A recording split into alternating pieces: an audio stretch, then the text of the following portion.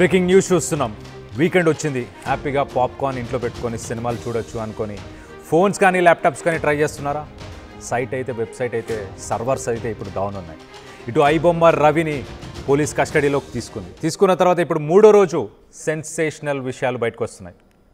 ఇటు movie piracy చేశాడు, దాంతోపాటు బెట్టింగ్ యాప్స్ని ప్రమోట్ చేశాడా అని చెప్పేసి ఎవరు విచారిస్తున్నారో తెలుసా?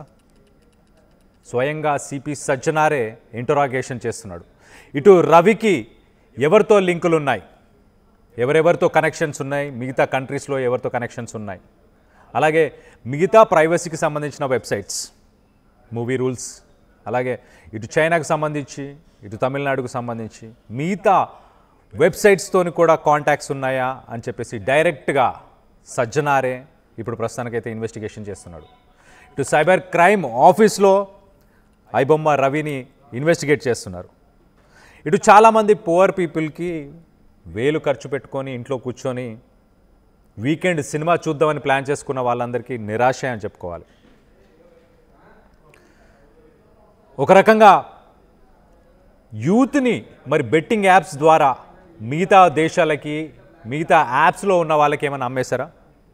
ఐబొమ్మ రవి మీద ఒకటే వర్షన్ నడుస్తుంది ఇప్పటిదాకా. పేదవాళ్ళకి పువర్ పీపుల్కి అందరికీ వాళ్ళందరికీ ఒక హీరోలాగా రాబిన్ హుడ్ అని అనుకుంటున్నాం. కానీ మరి అదే వెబ్సైట్స్లో ఇటు బెట్టింగ్ యాప్స్కి సంబంధించిన లింక్స్, మీరు ఆ సైట్కి వెళ్ళి ఎప్పుడు క్లిక్ చేసినా కానీ ఇంకొక విండో పాపప్ అవుతుంది. ఆ విండోస్ ఏంటి? అవన్నీ మీ డేటాను తీసుకుంటున్నాయి, మీ డేటాను అమ్మేస్తున్నారు, మీ డేటాను బెట్టింగ్ యాప్స్ వాళ్ళకి అమ్మేస్తున్నారు వాళ్ళు ప్రమోట్ చేయడానికి. మీ డీటెయిల్స్ అన్నీ వాళ్ళ దగ్గర ఉంటే వాళ్ళ యాప్స్ వాళ్ళ యాడ్స్ మిమ్మల్ని టార్గెట్ చేసి యాడ్స్ని రన్ చేయొచ్చు. సో మొత్తం మీద దీనికి సంబంధించి ఇన్వెస్టిగేషన్ అయితే దగ్గరుండి ఇటు సిపి సజ్జనారే చేస్తున్నట్టు తెలుస్తుంది. సో దీనికి సంబంధించి మరిన్ని వివరాలు తెలుసుకునే ప్రయత్నం చేద్దాం.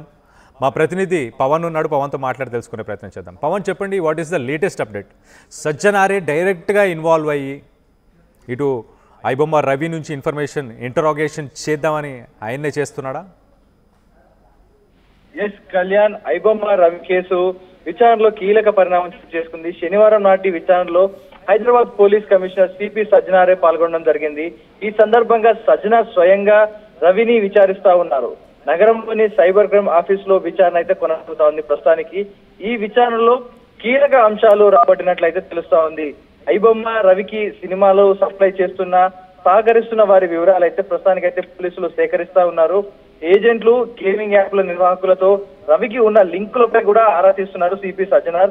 అండ్ అలాగే రవి మీద ఇప్పటి వరకు ఐటీ అండ్ గవర్నమెంట్ చట్టం, సినిమా పైరసీ, మోసం ద్వారా నష్టం, అనుమతి లేకుండా ప్రైవేట్ చిత్రాలను దొంగలించి ప్రసారం చేసేందుకు అండ్ అలాగే గోప్యతకు భంగం తదితర సెక్షన్ల కింద అయితే కేసు అయితే నమోదు చేయడం జరిగింది. వీటికి అదనంగా నిన్న ఫారెన్సిక్ యాక్ట్ అయితే జోడించడం జరిగింది. విదేశీయులు మన దేశంలో నేరాలకు పాల్పడితే ఈ చట్టాన్ని అయితే ఉపయోగిస్తూ ఉంటారు. రవి ప్రస్తుతం కరేబియన్ దీవుల్లోని సెయింట్ కిట్స్ అండ్ నేవీస్ దేశ పౌరుడిగా అయితే ఒక ఐడెంటిటీ తీసుకున్నట్టుగా రికార్డులు అయితే తెలుస్తా ఉంది. రికార్డుల ప్రకారం భారత పౌరుడు కాకపోవడంతో పోలీసులు ఏదైతే ఫారినర్స్ యాక్ట్ లో సెక్షన్లను జోడించారు. రవిని 5 రోజులు పోలీసులు కస్టడీకి అయితే న్యాయస్థానం అనుమతించడంతో చంచల్గూడ జైలు నుంచి గురువారం హైదరాబాద్ సైబర్ క్రైమ్ పోలీసులు బషీర్బాగ్ లోని సిసిఎస్ కు తీసుకొచ్చారు. 3 రోజులుగా విచారణ అయితే కొనసాగుతుంది. కానీ ప్రస్తుతానికి పోలీసులు ఎంత విచారించినా పోలీసులకు ఎలాంటి ఆన్సర్ ఇవ్వకపోవడంతో డైరెక్ట్ సజ్జనారే రంగంలో దిగడం జరిగింది.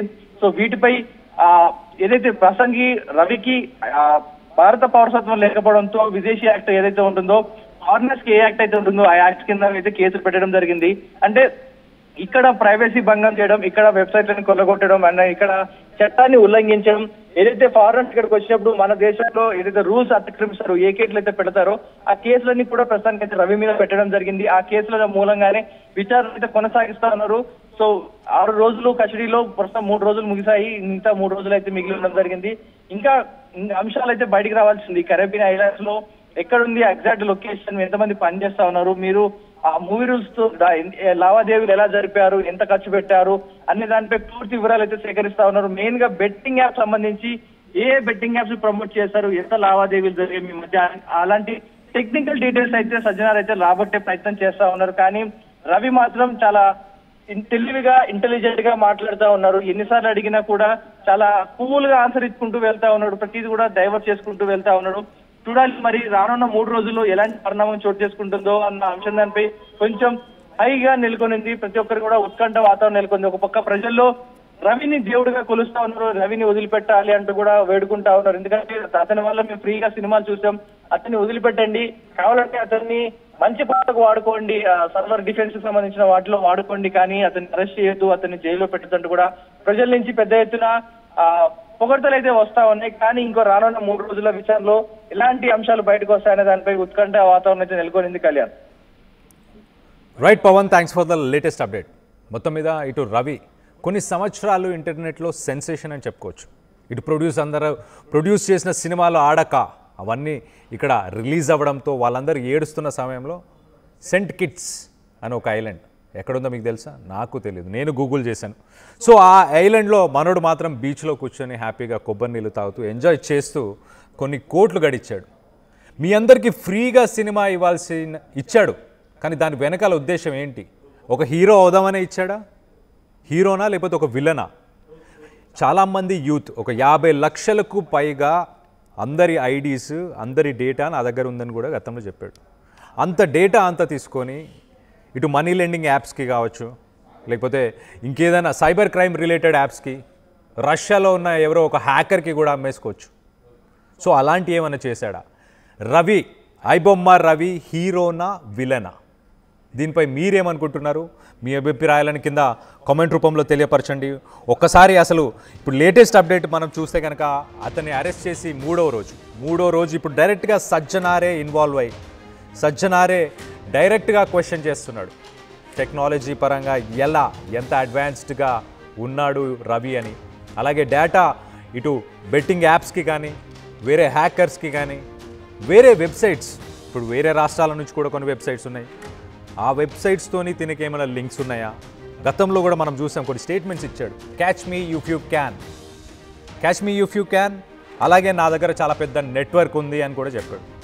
ఆ నెట్వర్క్కి సంబంధించి అలాగే మిగతా డీటెయిల్స్ అన్నీ కూడా తెలుసుకునే ప్రయత్నం డైరెక్ట్గా సజ్జనారే చేస్తున్నాడు. సో ఇది ఒక లేటెస్ట్ డెవలప్మెంట్ దీంట్లో.